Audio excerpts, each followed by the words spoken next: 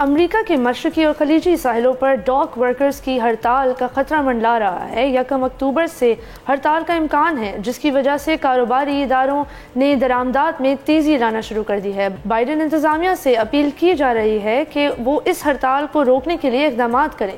کچھ امپورٹرز نے کرسمس کا سامان معمول سے 4 ماہ قبل آرڈر کرنا شروع کر دیا ہے۔ سامان ہڑتال کی وجہ سے پورٹس میں ڈیلے بھی ہو سکتا ہے، اسی لیے وہ پہلے سے یہ سارے آرڈرز کر رہے ہیں۔ یہ سب اس وقت ہو رہا ہے جب پورٹ ٹرمینلز کے آپریٹرز اور انٹرنیشنل لانگ مینز ایسوسی ایشن کے درمیان لیبر کانٹریکٹ نیگوسیشن جاری ہے۔ ناظرین، بہت سے شپمنٹس کو امریکہ کے مغربی ساحل کے پورٹس کی طرف موڑ دیا گیا ہے، جہاں ڈاک ورکرز ایک مختلف یونین سے تعلق رکھتے ہیں جس نے پچھلے سال ایک نیا معاہدہ کیا تھا۔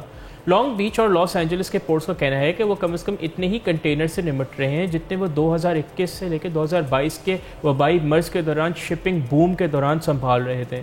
ان اقدامات کے باوجود ایک اندازے کے مطابق ایک مختصر ہڑتال بھی نمایاں رکاوٹوں کی باعث بن رہی ہے۔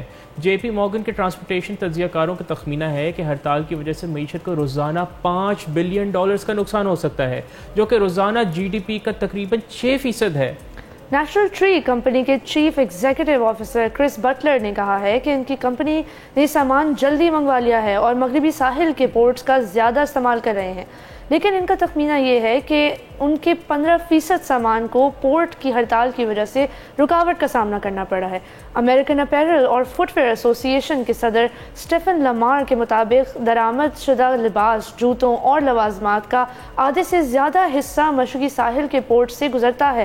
اگرچہ ان کی صنعت نے ہڑتال کے لیے نمایاں تیاریاں کی ہیں، لیکن وہ کہتے ہیں کہ لاجسٹکس میں ہمیں آخری لمحے کی رکاوٹوں پر حیران نہیں ہونا چاہیے۔ پچھلے ہفتے درجنوں تجارتی گروپس نے بائیڈن انتظامیہ کو خط لکھا، جس میں ILA اور یونائٹڈ اسٹیٹس میری ٹائم الائنس کے درمیان معاہدے کو ممکن بنانے میں مدد کی اپیل کی گئی۔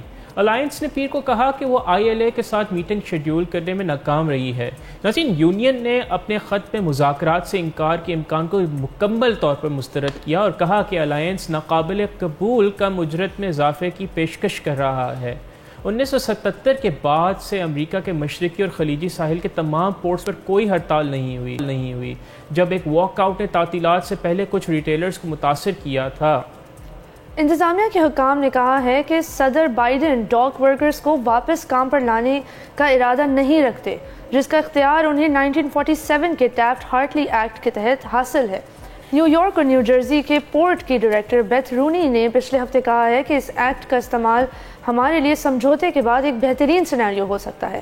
ہڑتال سے new Jersey, Virginia, Georgia, Texas کے بڑے کنٹینر پورٹس بند ہو جائیں گے۔ اس میں بالٹیمور کا پورٹ بھی شامل ہوگا، جو گاڑیوں اور بھاری مشینریز کی درآمد اور برآمد کے لیے ایک بہت بڑا مرکز ہے۔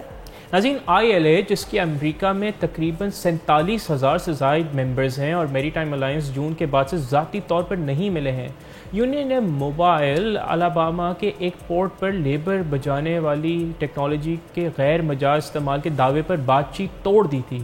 یہ اجرت میں اضافہ چاہتی ہے، جو پچھلے کچھ سالوں کی زیادہ افراط زر کی وجہ سے نمایاں طور پر کم ہو گئی ہے۔ مشرقی اور خلیجی ساحل کے 6 یا زیادہ سال کے تجربے والے لانگ شور میں فی گھنٹہ $39 کماتے ہیں، جو ان کے ختم ہونے والے 6 سالہ معاہدے کی شروعات سے 11% زیادہ ہے۔ اسی عرصے میں افراط زر 24% تک جا پہنچی ہے۔ سبسکرائب کریں اور بیل دبائیں تاکہ کوئی خبر رہ نہ جائے۔